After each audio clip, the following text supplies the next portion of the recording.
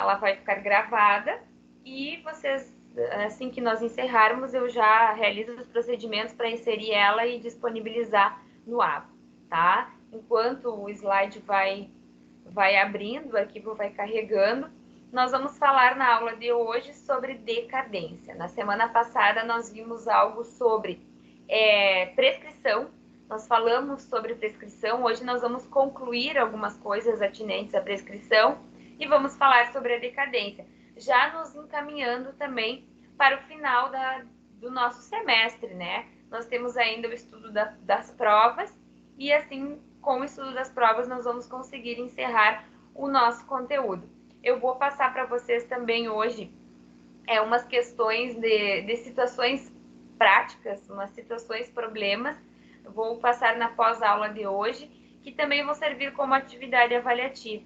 Tá? Nós ainda temos alguns pontos que precisamos completar, e esses pontos vão ser com essas situações problemas e também com atividades atinentes à seção 4.3, que eu vou especificar para vocês ali no AVA e também no grupo da turma, tá? Então, hoje nós vamos concluir algumas questões sobre a prescrição e vamos falar, então, sobre a decadência, tá? A prescrição e decadência civil, tá?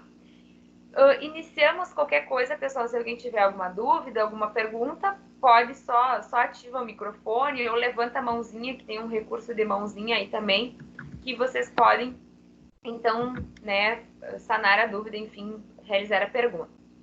Revisando algumas situações da aula anterior sobre a prescrição. O que é a prescrição? A prescrição ela é a perda da pretensão do titular de um direito que não foi exercida num determinado tempo, num determinado período de tempo. O que eu ressalto para vocês é essa palavrinha que está em negrito, pretensão. Porque quando eu falo em prescrição, houve a perda da pretensão, não é a perda do direito. O direito ele continua existindo, porém ele não pode ser exigido, né? Ele perdeu a sua exigibilidade, a sua possibilidade de ser exigido por outrem, tá? Por quem é o titular. Então é a perda da pretensão de exercer um direito que não foi exercido, né? Que não foi praticado num determinado lapso temporal. E para fins de auferir o termo inicial da prescrição, ou seja, a partir de que momento eu devo postular um determinado direito para não perder essa pretensão, se adotou a teoria da acionata, que diz o seguinte: a pretensão surge a partir do momento em que ocorre a violação a um direito, inicia a contagem do prazo prescricional. Então, a partir do momento, por exemplo, que acontece um acidente de trânsito com danos materiais, surge então a pretensão de alguém buscar um ressarcimento por esses danos. Então, é a partir desse momento que houve a violação de um direito, ou seja, ocorreu dano material, né, ao patrimônio de alguém, e a partir desse momento inicia a contagem do prazo prescricional, que nesse caso é de 3 anos. Tá? Então, a partir do momento que eu tenho a violação a um direito e que há necessidade de se ingressar com uma ação judicial para reivindicar esse direito, para cobrar esse direito, se inicia a contagem do prazo prescricional. Tá? Ainda antes de falarmos sobre situações que eu inseri na pós-aula, tá? Esses prazos prescricionais, eles constam na lei. Então, o nosso Código Civil, ele traz os prazos prescricionais. Claro que nós temos situações específicas, por exemplo, no Código Tributário, no Código de Defesa do Consumidor, que terão alguns prazos prescricionais próprios. Mas, de regra, o Código Civil traz nos artigos 205 e 206 prazos prescricionais a serem observados. Regra geral, 10 anos, né? O artigo 205 do Código Civil nos traz essa regra geral, ou seja, tudo que não está inserido no artigo 206 do Código Civil, que são disposições específicas, se insere na regra geral, que é 10 anos. Né? Esse prazo de 10 anos, no antigo código, que é o Código de 1916, ele era de 20 anos. Então, nós tínhamos, pelo Código de 1916, uma prescrição vintenária, que nós chamamos. Com a entrada em vigor do Código Civil de 2002, que entrou em vigor em 2003, esse prazo foi reduzido para 10 anos e, além disso, passou-se a ter previsão de situações especiais. E, para que não houvesse uma surpresa, né, aquele que era titular, então, de um direito, se estabeleceu regras de transição, né? Se transcorreu mais de 10 anos do fato, aplica a regra do Código Antigo, 20 anos. Se transcorreu menos de 10 anos, se aplica o novo Código, ou o prazo geral de 10 anos, ou os prazos especiais do artigo 206. Essa regra de transição está lá no artigo 2028 do nosso Código Civil. Claro que hoje, em 2020, não temos mais situações, né, assim, de agora que envolvam essa questão. Mas, em processos que estavam em tramitação ou que foram ajuizados logo após a entrada em vigor do Código de 2003, de 2002, que entrou em vigor em 2003, nós tínhamos situações que teríamos que verificar e aplicar essa regrinha de transição, tá? Então, prazos prescricionais, o nosso Código Civil traz, tá? Traz prazos para verificar a partir de quando se considera que houve a perda da pretensão de exigir um direito, né? Regra geral, o prazo é de 10 anos e o artigo 206 traz regras especiais de prazos de 1, 2, 3, 4 e 5 anos.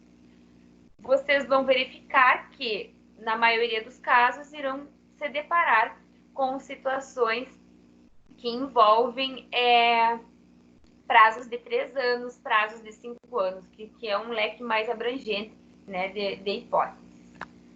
Pessoal, e no final da aula da semana passada, na pós-aula, eu lancei duas perguntinhas para vocês, 2 desafios, né? Para realizar uma pesquisa de o que é prescrição intercorrente e também uma outra pergunta que está na sequência ali em relação ao crédito tributário, se ele pode ser renunciado, né? E então, né, o que vocês acham? O que vocês entendem? O que é prescrição intercorrente? Se eu não me engano, teve 2 colegas, eu acho que foi a Thaline e também acho que foi a Raíssa, que até o momento que eu tinha visto, tinham respondido, e de forma bem correta, de forma adequada, sobre o que é prescrição intercorrente, tá? Alguém se habilita a dizer o que é uma prescrição intercorrente?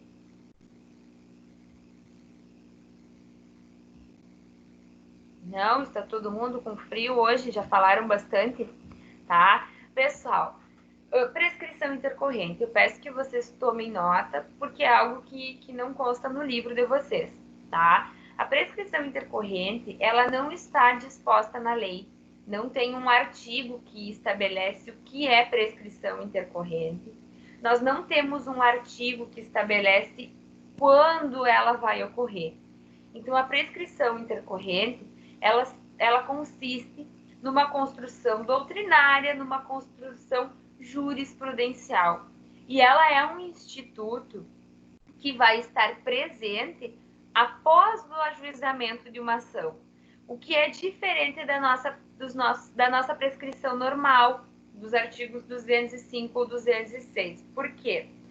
Porque quando nós falamos em prazo prescricional normal, que a lei nos traz, nós falamos do seguinte: o João deve para a Maria. A Maria, então, ela tem que observar um prazo. A partir do momento em que venceu essa dívida e o João não pagou, a Maria ela tem um prazo de 5 anos para ingressar com uma ação judicial, por exemplo, e cobrar essa dívida.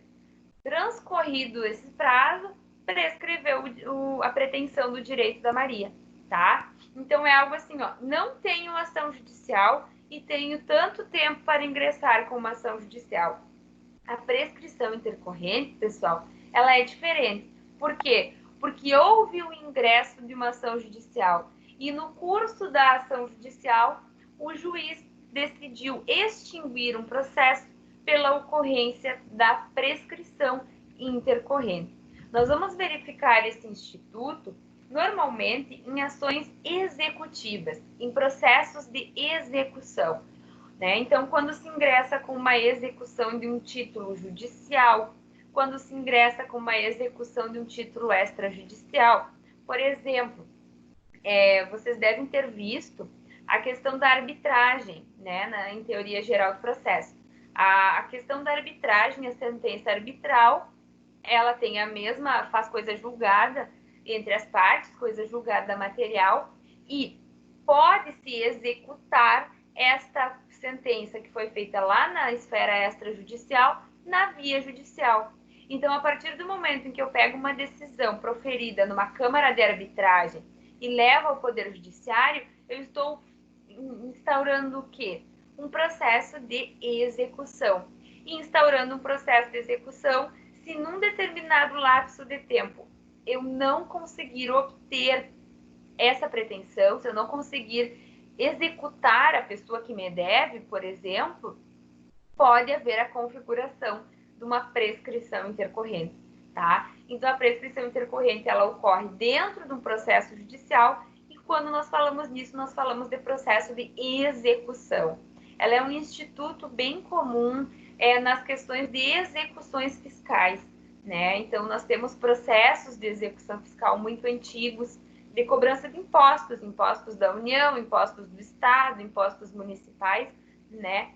E vem muitos anos essas ações se arrastando sem que o ente público, União, Estado ou município, consiga satisfazer o seu crédito, consiga obter o seu crédito. E em razão disso, formou-se esse entendimento de que a parte exequente, ela não pode ficar a vida inteira tentando localizar bens passíveis de constrição, pretendendo satisfazer a sua dívida. Então, chega um momento em que esgotam essas diligências e, esgotadas essas diligências, prescreveu a pretensão da parte, tá? Então, isso é a prescrição intercorrente. Eu vou ler para vocês o que consta no slide, tá? Para ficar mais claro. Trata-se da extinção de uma pretensão ventilada num processo judicial, configurada em razão da inércia do titular de um direito. Ocorre após a citação do réu e quando a paralisação do processo por inércia do exequente, do requerente, do titular de um direito. O prazo a ser considerado é o mesmo prazo relativo à ação condenatória, prazo de direito material, tá? Então, a prescrição intercorrente, ela vai ser verificada, por exemplo, assim, tem um processo de execução em que o João está executando uma dívida em relação a Maria. A Maria deve para ele, tem um processo de execução. Só que esse processo de execução foi ajuizado lá em 2005 e já faz no mínimo uns 5, 6 anos que ele simplesmente não impulsiona o processo. Ele simplesmente não realiza nenhuma diligência a fim de buscar esse crédito. Então, o que pode se verificar? No caso concreto, se houve a configuração de uma prescrição. E que prazo eu vou considerar para isso? A matéria discutida nos autos envolve uma questão de cobrança de valores? Então é o prazo de 5 anos. Então é o mesmo prazo, esse de 5 anos, que eu vou considerar para ver se configurou a prescrição, tá? É o prazo geral de 10 anos. Então, eu vou considerar esse prazo de 10 anos para ver se desde a citação do réu até os dias de hoje, houve o transcurso desse prazo sem que tenha ocorrido qualquer medida que pudesse gerar a satisfação de um débito, tá? O que eu ressalto também? Inércia do titular de um direito dentro de uma ação judicial. Sim, mas não só a inércia, tá, pessoal? É a realização constante de medidas infrutíferas em que já foram realizadas todas as medidas possíveis e mesmo assim não se localizaram bens para satisfazer a dívida, também é algo que a jurisprudência admite como possibilidade de reconhecer uma prescrição intercorrente. Por exemplo, tem uma dívida fiscal, tá? Alguém é devedor de IPVA ao Estado do Rio Grande do Sul e isso ensejou uma ação de execução fiscal. O prazo prescricional nessas situações, o prazo normal que a lei estabelece, é de 5 anos. Digamos que o Estado do Rio Grande do Sul passou a executar,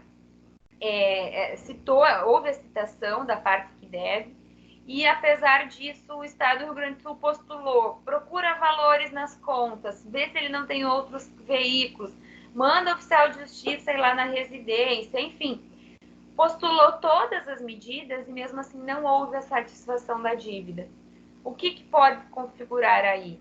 Uma prescrição intercorrente, ou seja, apesar das medidas adotadas pelo Estado, nenhuma delas tem sido frutífera, isso é algo que se repete há ano. Então, eu não posso cobrar para sempre esse crédito, tá? Não pode ser um crédito que vai perdurar a vida inteira, tá? Então, podemos estar diante de uma hipótese de prescrição intercorrente. E é isso que eu reforço aqui, ó, diz respeito à impossibilidade de o exequente ficar indefinitivamente tentando satisfazer o seu crédito, salvo flagrante demora atribuída ao Poder Judiciário, tá? Então, ele não pode ficar a vida inteira querendo executar um crédito, a não ser se essa demora for por culpa exclusiva do Poder Judiciário, que fica o processo lá parado e não é dado andamento pelo Poder Judiciário. Aí, claro que a parte exequente não teve culpa de nada, tá? Agora, se ela se manteve inerte, ou se ela vem postulando há anos medidas que não têm sido frutíferas, é caso de configuração de prescrição intercorrente, muito comum nos processos de execução fiscal, seja da União, do Estado ou de municípios, tá? Aqui eu trouxe para vocês uma ementa, tá? De uma decisão do Tribunal de Justiça do Estado do Rio Grande do Sul, que é isso, que fala do reconhecimento de uma prescrição intercorrente. É uma execução fiscal de IPTU, que falta de atos processuais efetivos e de curso de prazo superior a 5 anos. O Código Tributário Nacional estabelece um prazo prescricional de 5 anos, né? Então, fazendo esse prazo, considerando esse prazo prescricional que a lei estabelece, em se tratando de uma situação em que eu posso verificar a prescrição intercorrente, eu considero esse mesmo prazo de 5 anos. Nesse caso, olha, era um processo que tramitava há 18 anos sem que tivesse sido realizada qualquer tentativa eficaz de garantia de crédito. Diversos pedidos de suspensão que não foram acompanhados de diligências úteis à execução fiscal, né? Interpretação da jurisprudência que se consolidou no STJ, prescrição intercorrente reconhecida. Então, processo antigo, que já estava em tramitação há 18 anos, e nesse período não ocorreu nenhuma medida que fosse útil para a satisfação do crédito do Estado. E por isso houve, então, o reconhecimento da prescrição. Prescrição intercorrente, tá, pessoal? Então, prescrição intercorrente, aquela que ocorre já numa ação judicial. Avançando ainda, também inserir essa questão na pós-aula, pode haver renúncia da prescrição consumada em crédito de natureza tributária? Não pode, tá, pessoal? Nós vimos que uma das características da prescrição normal que a nossa lei estabelece é a questão do que dispõe o artigo 191 do Código Civil, que ele diz que pode haver renúncia. Essa renúncia da prescrição ela pode ser expressa ou tácita e só valerá sendo feita sem prejuízo de terceiros depois que a prescrição se consumar, tá? Então, uma vez estando prescrito a pretensão de alguém, mas a pessoa pode, de livre e espontânea vontade, reconhecer um débito, por exemplo, e dizer, olha, está prescrito esse débito, mas eu vou pagar, eu quero efetuar o pagamento dessa dívida. Então, ela renuncia à prescrição. Isso é a regra, isso é o que acontece de forma ordinária. Então, é uma característica da prescrição. Mas eu chamo a atenção para vocês dessa questão do crédito tributário. Porque quando nós estamos diante de forma específica de créditos tributários, a situação ela é diversa. Por quê? Porque o nosso Código Tributário Nacional, no artigo 156, ele nos traz a seguinte situação: extinguem o crédito tributário. Dentre várias opções, nós temos o inciso 5º, a prescrição e a decadência. Então, quando ele fala que extingue o crédito tributário, ele está dizendo que a prescrição, nesse caso, ela não vai extinguir apenas a pretensão, ela vai extinguir o direito, ela vai extinguir o crédito. Então, em razão disso, não há possibilidade de renunciar à prescrição. Uma vez configurada a prescrição, em se tratando de crédito tributário, esse crédito ele não pode mais ser exigido, tá? Em razão do que dispõe o caput do artigo 156 do Código Tributário Nacional, né? Então, aqui, diferentemente do que acontece de forma ordinária, em que a prescrição atinge a possibilidade atinge a possibilidade de exigir um crédito, um direito, mas não afeta o direito em si. Em se tratando de crédito tributário, ocorre a extinção de referido direito. Isso porque, de acordo com o artigo 156, inciso 5º do CTN, a prescrição se trata de uma das formas de extinção do crédito tributário.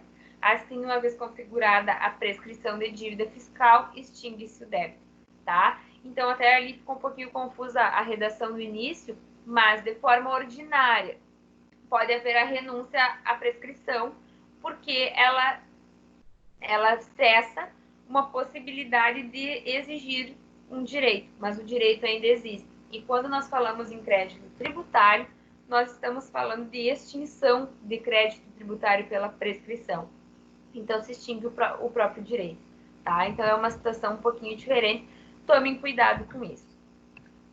E agora, então, nós seguimos, pessoal, com a questão da decadência. A decadência é outro instituto, né, que nós vamos ver ele de forma atrelada à prescrição, fazendo comparações um instituto com um outro. E a decadência, quando nós falamos em decadência, nós falamos em perda do direito. Então, se nós vimos que na prescrição há a perda da pretensão de um direito, mas o direito ele segue existindo, só não pode mais ser exigível, quando nós falamos em decadência, nós falamos na perda do direito em si, tá? Então, o que é a decadência? Perda do direito em razão da inércia do titular, por não ter ajuizado a ação constitutiva no prazo previsto em lei. Então, observem que eu ressaltei a palavrinha direito, enquanto que na prescrição eu ressaltei a palavrinha pretensão. Decadência é perda da pretensão, mas o direito ainda... Aliás, prescrição é perda da pretensão, porém o direito continua existindo. Agora, quando eu falo em decadência, há a perda do direito, né, em razão da inércia do titular por não ter ajuizado uma ação nos prazos previstos na lei, tá? Os prazos decadenciais. Os prazos decadenciais contam sempre acompanhando a própria disposição normativa que dita o direito correspondente. Aqui também nós já vemos uma diferença da prescrição. Na prescrição, nós vimos que nós temos a definição dos prazos prescricionais, ou seja, o artigo 205 e o artigo 206 do Código Civil, ele traz as situações, observa a regra geral de 10 anos e observa a regra específicas de 1, 2, 3, 4 ou 5 anos em situações específicas. Por exemplo, reparação de danos, observa o prazo prescricional de 3 anos. A decadência, ela não tem uma regra geral. Então, eu não tenho uma regra geral de decadência, como tem, por exemplo, o artigo 205, que define regra geral de prescrição, 10 anos. Não existe. Os prazos decadenciais, quando existentes, eles vão estar estipulados no próprio dispositivo legal, tá? Um exemplo aqui, ó. Artigo 178 do Código Civil.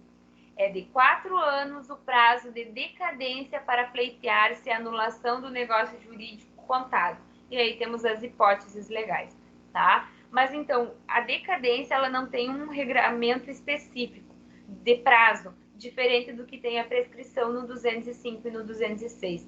O prazo decadencial de cada situação vai constar no próprio dispositivo de um artigo específico, tá? agora nós vamos ver algumas disposições legais, as disposições legais sobre a decadência, tá? São poucos artigos. Esses artigos constam... Oi? Essa decadência, daí, a partir de que momento ela começa a contar? Ok, que está descrito em cada dispositivo, qual vai ser o prazo, mas a partir de qual data, assim, que as duas partes... Não entendi essa. Tem algum prazo? Sim, assim? Tem. Assim, ó, até nós vamos ver depois quando nós realizarmos a comparação de decadência e prescrição. Enquanto que na prescrição nasce o direito, nasce a pretensão a partir do momento que um direito é violado, tá? E a decadência, o prazo decadencial, ele passa a surgir, ele passa a existir a partir do momento que inicia um direito. Por exemplo, efetuei a compra de efetuei um conserto de um veículo, tá? Efetuei o conserto do veículo, o veículo foi consertado, mas eu verifiquei a ocorrência de um problema, a ocorrência de um defeito. A partir daí, começa a correr o prazo decadencial, ou seja, para eu reivindicar determinada situação, senão eu perco esse direito de reivindicar, tá? Então, depende do que dispõe. Deixa eu verificar aqui, deixa eu só ver um exemplo do artigo 178 para ver se está mais claro. Só um minutinho.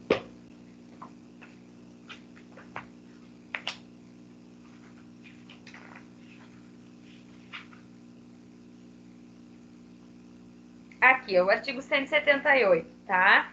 É de 4 anos o prazo de decadência para pleitear-se anulação do negócio jurídico, contado, no caso de coação, do dia em que ela cessar. Né? Então, por exemplo, imaginemos um negócio jurídico que foi firmado mediante o cometimento de coação. Então, para buscar a anulação desse negócio jurídico, a partir do dia em que cessou essa coação, que uma pessoa deixou de coagir a outra, eu tenho 4 anos para iniciar a busca desse direito, senão eu perco esse direito, tá? Então, vai estar em cada dispositivo legal. Normalmente, ele vem de forma bem específica. Por exemplo, aqui, ó, ainda no 178. No caso, de erro, dolo, fraude contra credores, estado de perigo ou lesão, do dia em que se realizou o negócio jurídico, né? Então, por exemplo, imaginemos um negócio jurídico doloso, que nós vimos nós vimos no primeiro tempo do nosso semestre, né, no nosso primeiro bimestre, um negócio jurídico em que uma pessoa vende um relógio enfim, uma semi-joia e diz para essa pessoa que esse relógio é de joia. Então, a partir de acordo com o que dispõe o 178, inciso 2º, nós estamos diante de um dolo. O vendedor agiu dolosamente porque ele sabia que não era uma joia e vendeu como se assim fosse para a pessoa.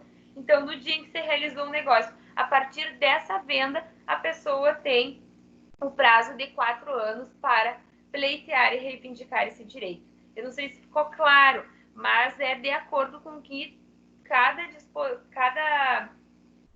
dispositivo legal nos estabelece de forma específica o momento a partir de quando eu posso exigir. Tá? Então, vai depender muito de que direito que eu estou reivindicando. Tá bom, obrigada. Jóia.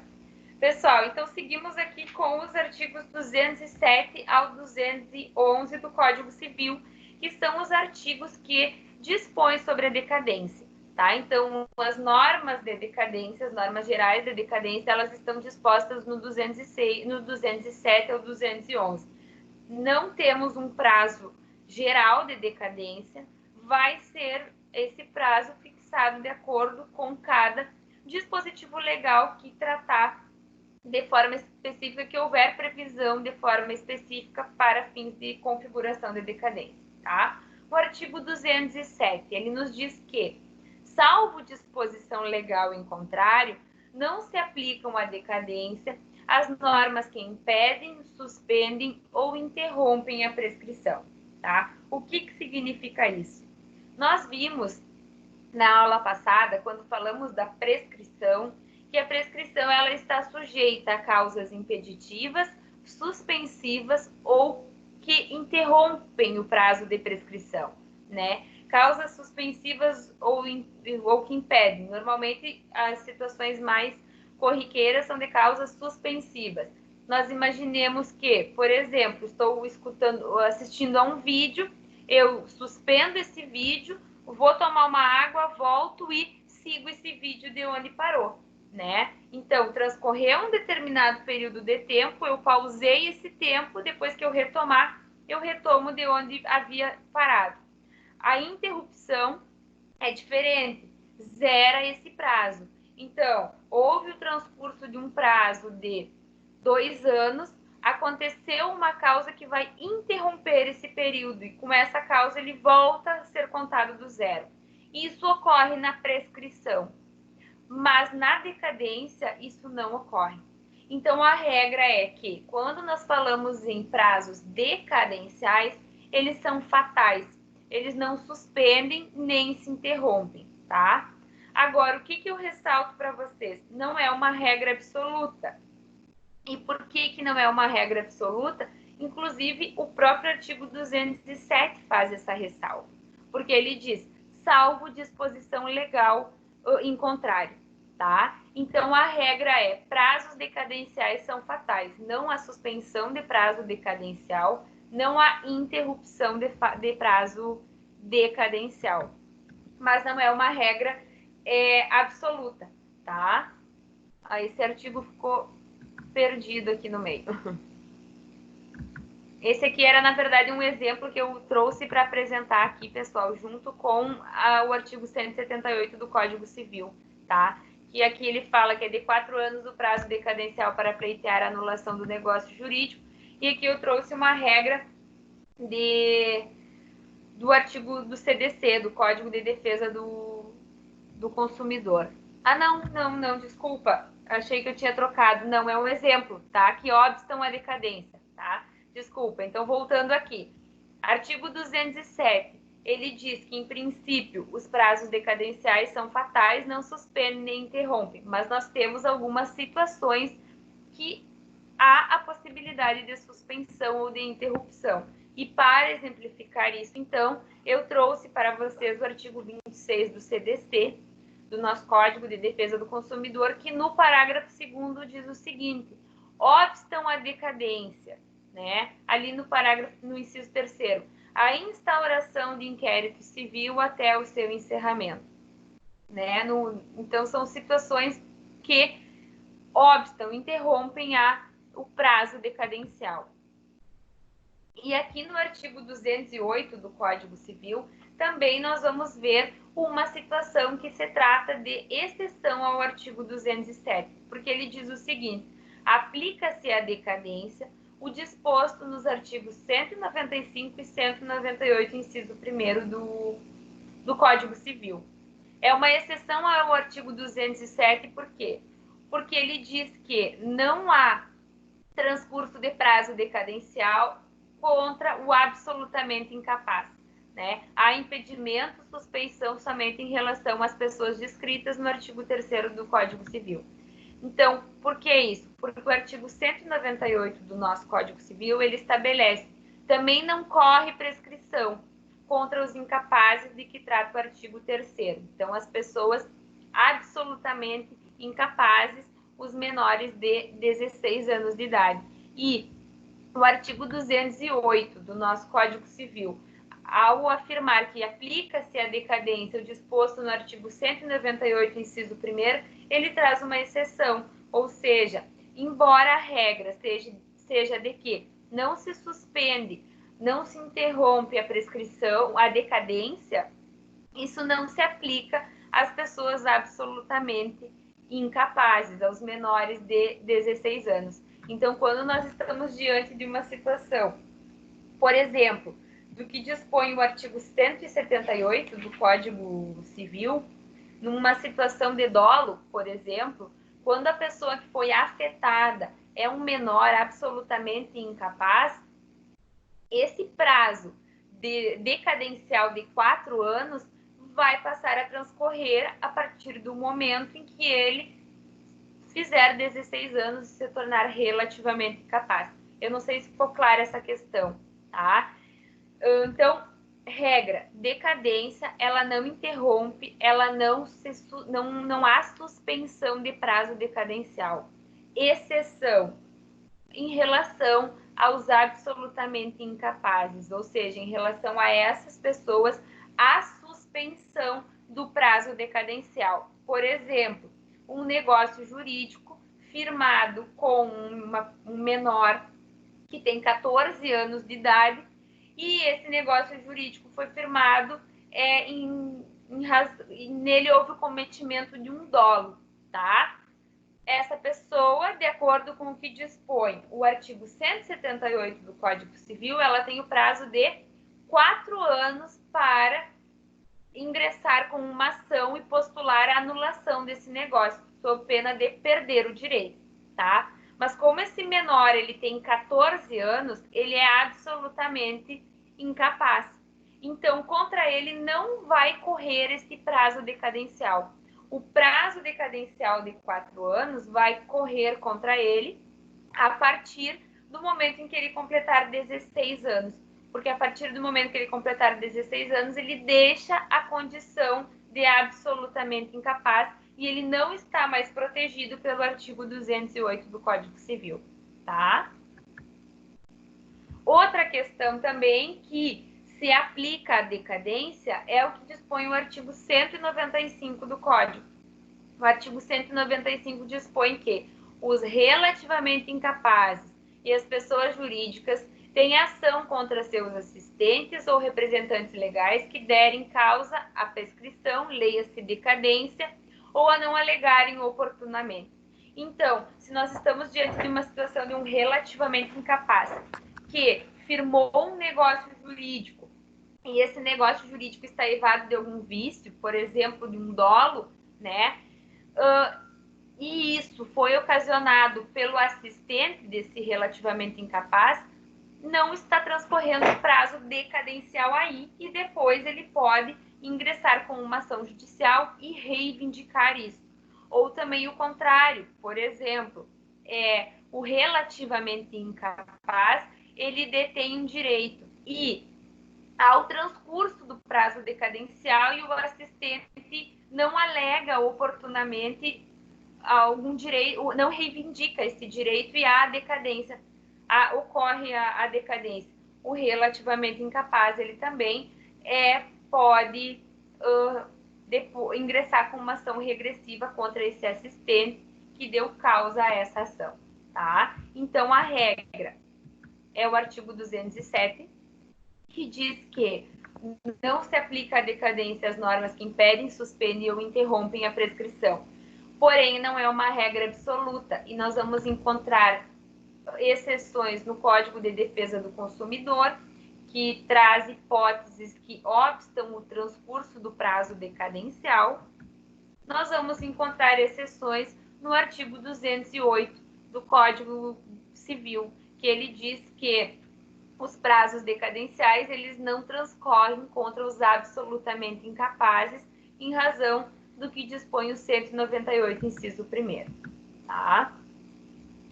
Seguindo aqui, pessoal. Professora, Rogério, uma dúvida que eu tenho em relação a tanto a prescrição como a decadência, se houver uma interrupção, ali tem no rol do 202, tem em relação à prescrição, né?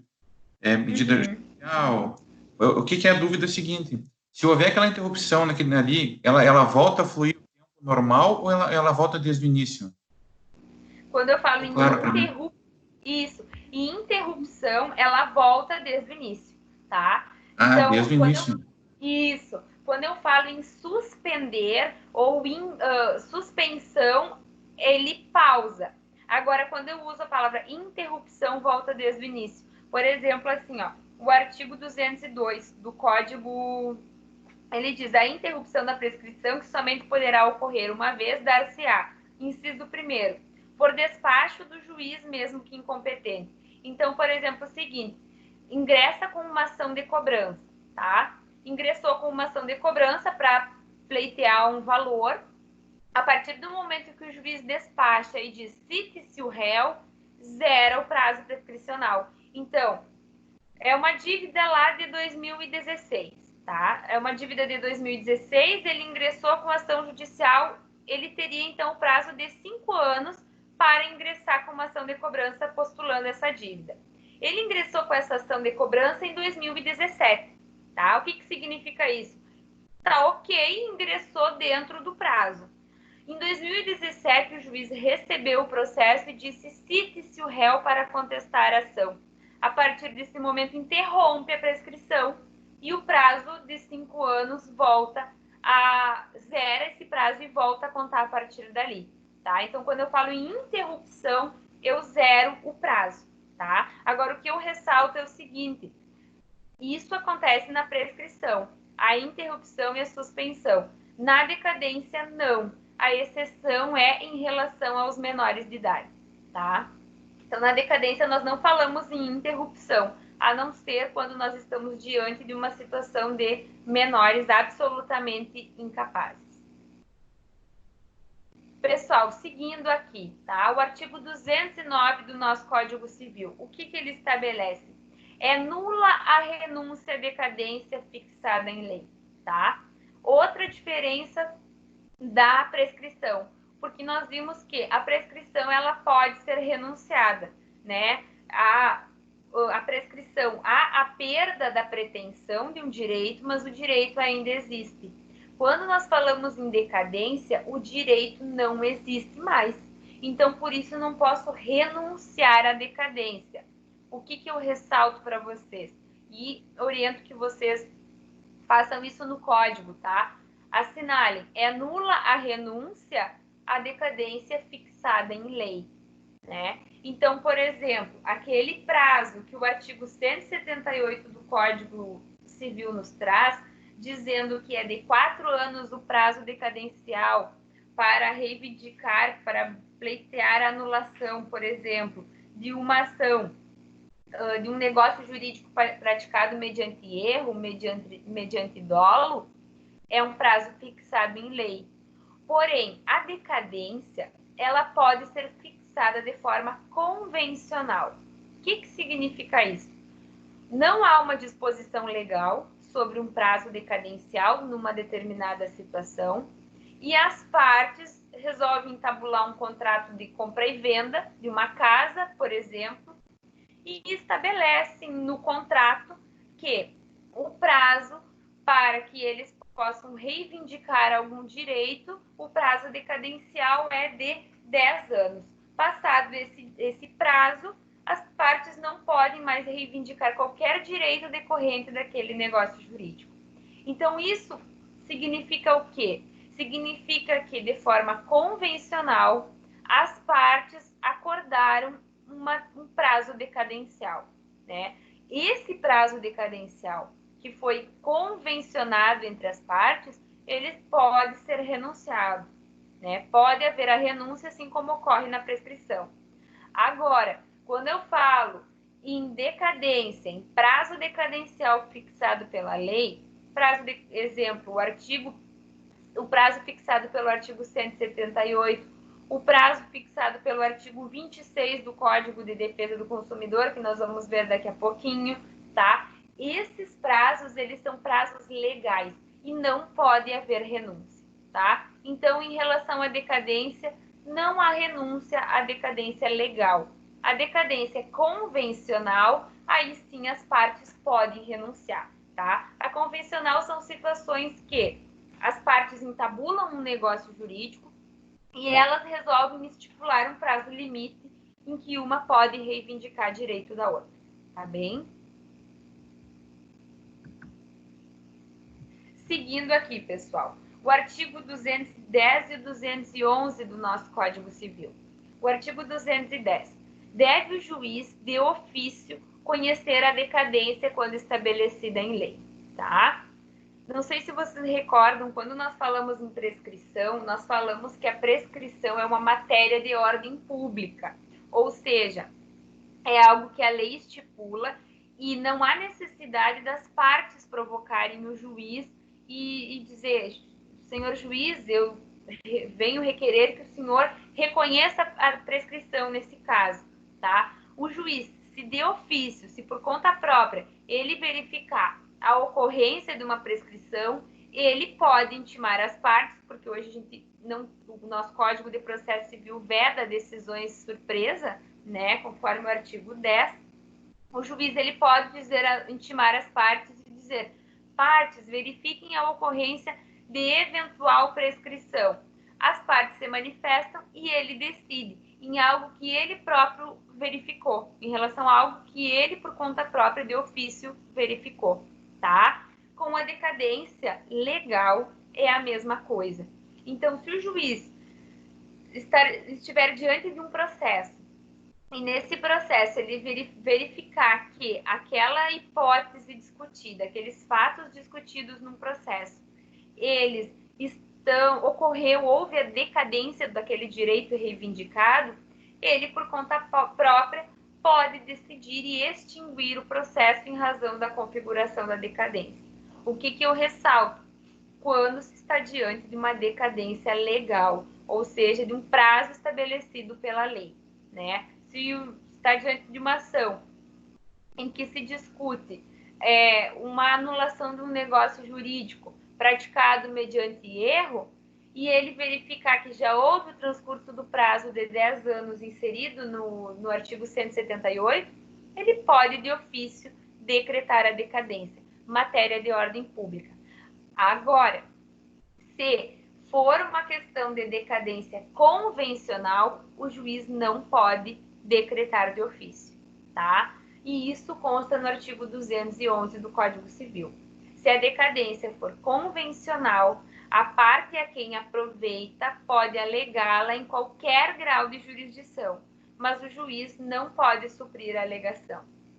Então, como a decadência convencional, ela foi acordada entre as partes e ela pode ser renunciada, incumbe às próprias partes alegar a configuração da decadência. Não cabe ao juiz verificar a configuração desse instituto, tá? Então, decadência legal é matéria de ordem pública, pode ser suscitada pelo juiz de ofício e isso pode ser feito em qualquer grau de jurisdição, tá? Se o juiz de primeiro grau não verificar a decadência e ocorrer um recurso e o tribunal verificar a ocorrência da decadência, o tribunal pode decretar a extinção no processo pela configuração da decadência, tá? O que eu ressalto, pessoal, vocês podem tomar nota, aqui eu coloquei, tá? Que existem dois tipos de decadência, né? Nós temos a decadência legal e nós temos a decadência convencional. A decadência legal, ela pode ser decretada de ofício pelo juiz porque é matéria de ordem pública, diz respeito ao interesse social. Ela decorre da própria lei, né? Ela trata de prazos decadenciais que a lei, de um modo geral, traz. O artigo 26 do CDC, o artigo 178 do Código Civil. A própria lei traz, decai em tantos anos. O direito pode ser reivindicado em até tantos anos. Ela fixa o prazo decadencial. Então, pode ser decretada de ofício. E nós temos a decadência convencional, que é aquela decadência que não pode ser decretada de ofício. A parte a quem aproveita deve alegá-la em qualquer grau de jurisdição, tá? Na legal, vocês podem colocar também que ela também pode ser alegada em qualquer grau de jurisdição, tá? E a convencional é aquela em que as partes em que a lei não traz um prazo decadencial específico e as partes podem livremente acordarem um prazo decadencial. Por exemplo, compra e venda de um veículo. Não há uma disposição específica da lei de que um determinado negócio jurídico deve ser feito em relação à compra e venda de um veículo que não tem erro, que não tem qualquer abuso, que não tem qualquer ilegalidade. Não há uma previsão legal acerca de um prazo que pode ser discutido isso.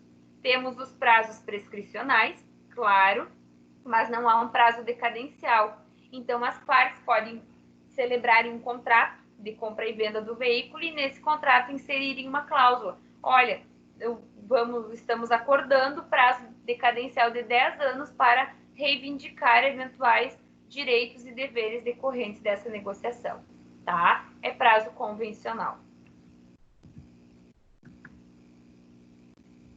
E aqui, pessoal, eu trago uma tabelinha do livro de vocês. Vi que é uma tabelinha bem didática e acho que vai auxiliar vocês sobre algumas diferenças entre prescrição e decadência. O que essas tabelinhas trazem? Algumas questões principais, tá? A prescrição, ela é renunciável após consumada. Essa renúncia pode ser tácita ou expressa, desde que não haja prejuízo de terceiros. Já a decadência, ela é irrenunciável. É nula a renúncia à decadência fixada por lei. Admite-se a renúncia à convencional e eu oriento que vocês acrescentem nesse quadrinho. Admite-se a renúncia em caso... Ah, não. Troquei, tá? Admite-se a renúncia em caso convencional. Ponto, tá ali, tá? Então, a prescrição é renunciável e a decadência não é renunciável, pode ser a convencional. A prescrição, ela é imutável. Não se pode alterar o prazo prescricional pela vontade das partes. E na decadência, quando nós falamos em prazo decadencial convencional, ele é mutável, tá? Então, é o convencional só que é o mutável, não fixado pela lei. Na prescrição, os prazos sofrem impedimento, suspensão e interrupção, tá? E na decadência, não há impedimento, suspensão ou interrupção. Mas eu oriento que vocês acrescentem ali, exceto quando se trata de menor absolutamente incapaz, nos termos do que dispõe o 208, que prevê a questão do 198, inciso 1º, tá? Então, na decadência não há impedimento, suspensão ou interrupção, mas nós temos uma exceção apresentada pelo artigo 208. A prescrição pode ser alegada em qualquer momento e grau de jurisdição. Aqui ficou um pouquinho ruim para eu ler. Ademais, pode ser conhecida de ofício, tá? Na decadência, ela deve ser conhecida de ofício pelo magistrado por se tratar de matéria de ordem pública, ressalvada a convencional. Prescrição, nós não temos convencional, né? As partes não podem convencionar prazos prescricionais, porque no artigo 205 e no 206 há especificação dos prazos prescricionais. Na decadência, não, ou seja, quando há previsão de prazo decadencial, ele consta de forma específica. Então, por isso, ela deve ser conhecida de ofício pelo juiz quando é a decadência legal. Agora, quando ela for convencional, aí ela é uma situação que só pode ser alegada pelas partes, não pode ser reconhecida de ofício, tá? Então, é importante assinalem esse quadrinho no livro de vocês, só acrescentem ali na parte da decadência, quando ele fala que não há impedimento, suspensão ou interrupção para decadência, anotem do lado, exceto artigo 208, que é o que faz remessa ao 198, inciso 1º, que vai nos dizer dos absolutamente incapazes, tá?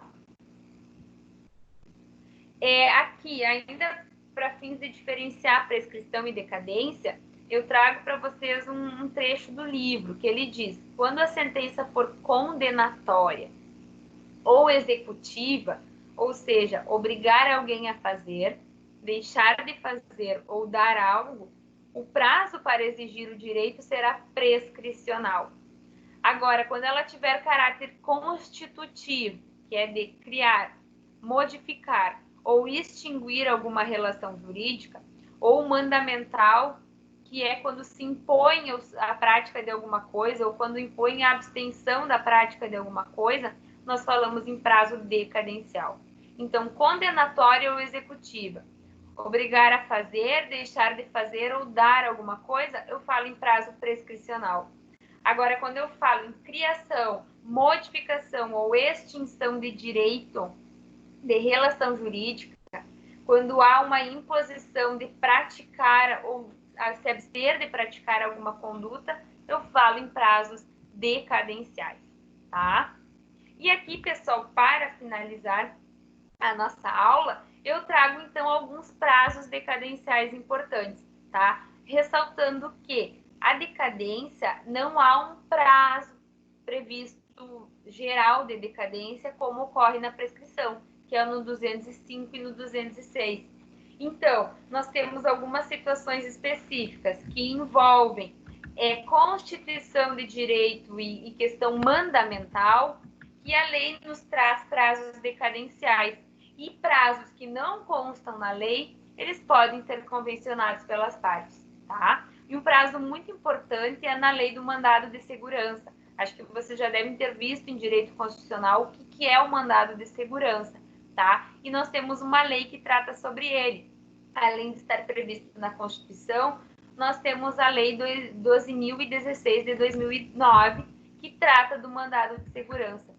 E essa lei, no artigo 23, ela diz o seguinte: o direito de requerer mandado de segurança extinguir-se-á decorridos 120 dias contados da ciência pelo interessado do ato impugnado, tá?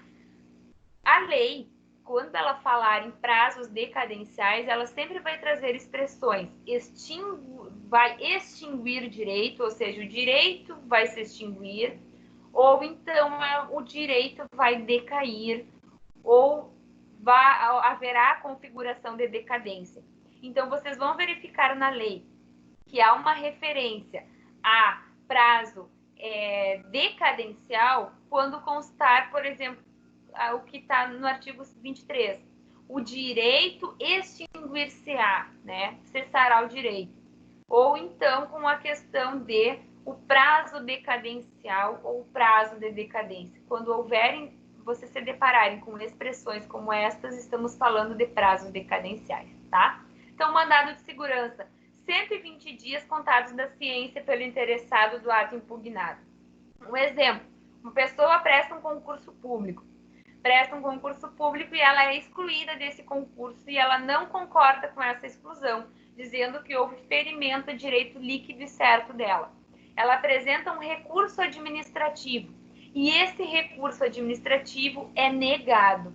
A partir da data que ela tem ciência desse recurso administrativo negado, dessa negativa, ela tem, então, o prazo de 120 dias para impetrar o mandado de segurança e reivindicar direito líquido e certo. A partir disso, transcorridos esses 120 dias, houve a extinção do direito, tá? Aqui eu trouxe para vocês uma decisão do tribunal, que o slide vai ficar à disposição, então vocês podem ler com mais calma, mas é uma situação de concurso público em que o mandado de segurança foi impetrado depois do transcurso do prazo de 120 dias, então houve a configuração da decadência. Aqui, ó, outra questão, pessoal, que consta no próprio Código Civil, sobre o direito de família, nos estabelece o seguinte, o artigo 2027.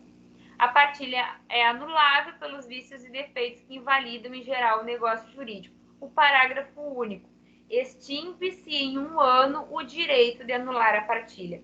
Então, observem que eu negritei. Extingue-se o direito, tá? Porque quando eu estou diante de expressões como esta, extinguir direito e um prazo, eu estou diante de um prazo decadencial, tá? Então, é uma situação de prazo decadencial.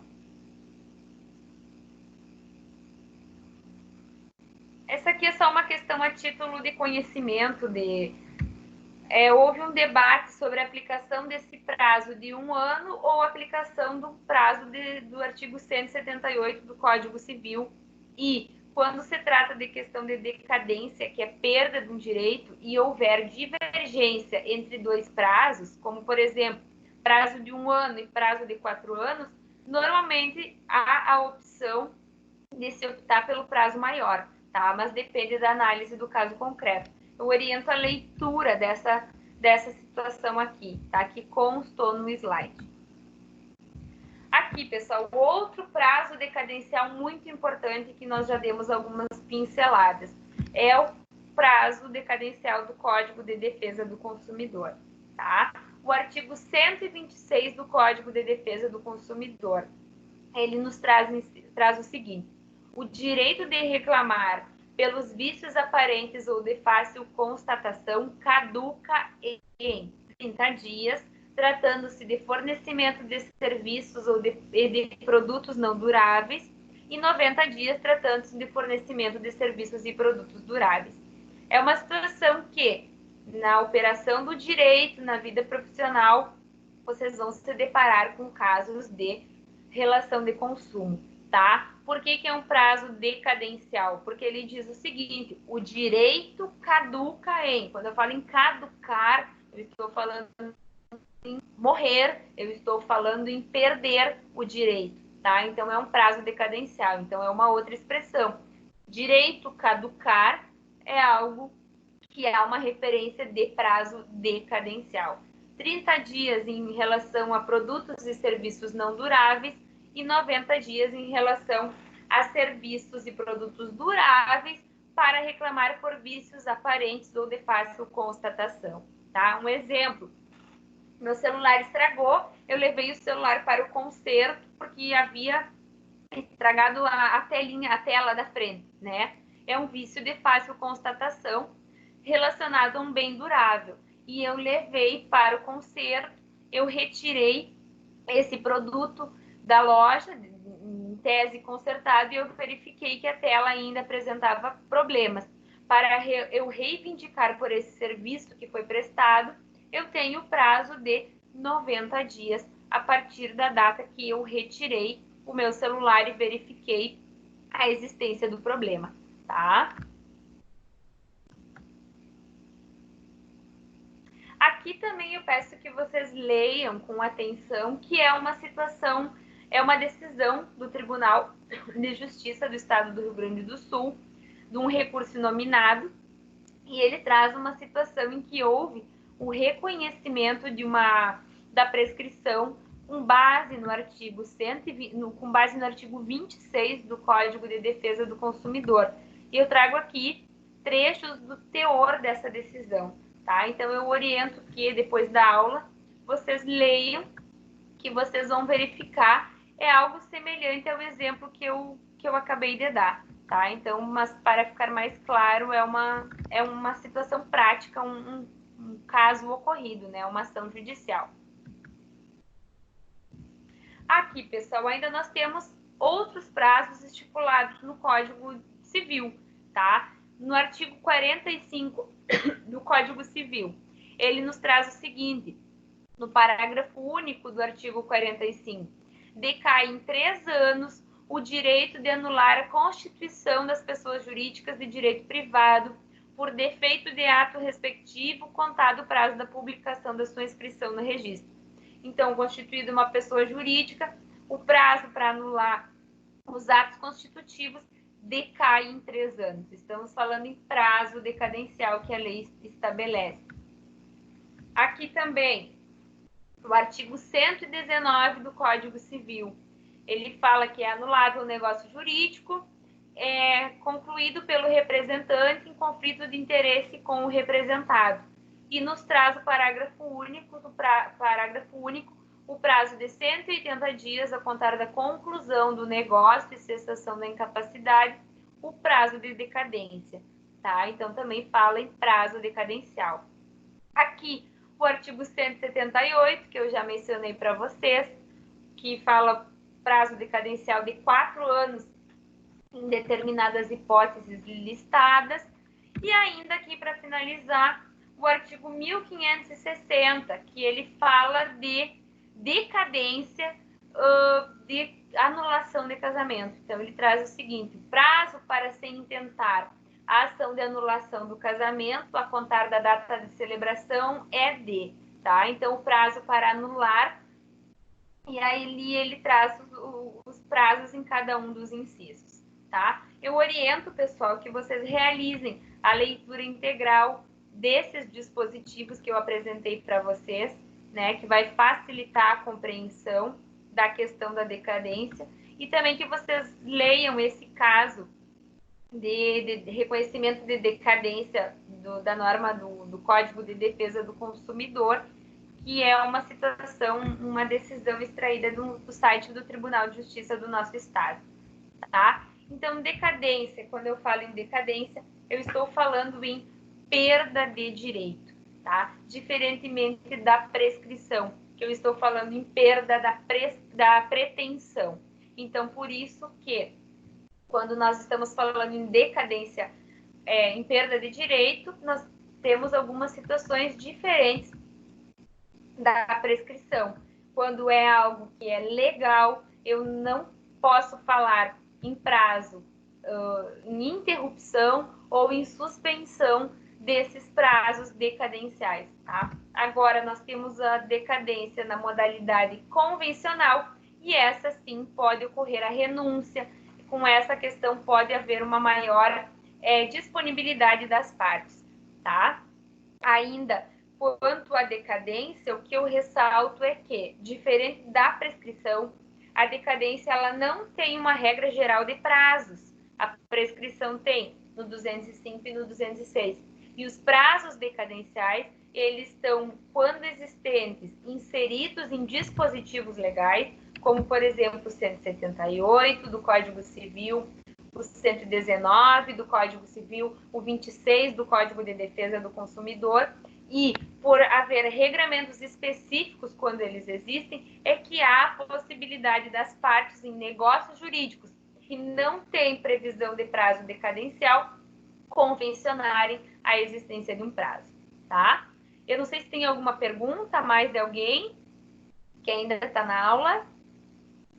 Não, tranquilo. Tranquilo?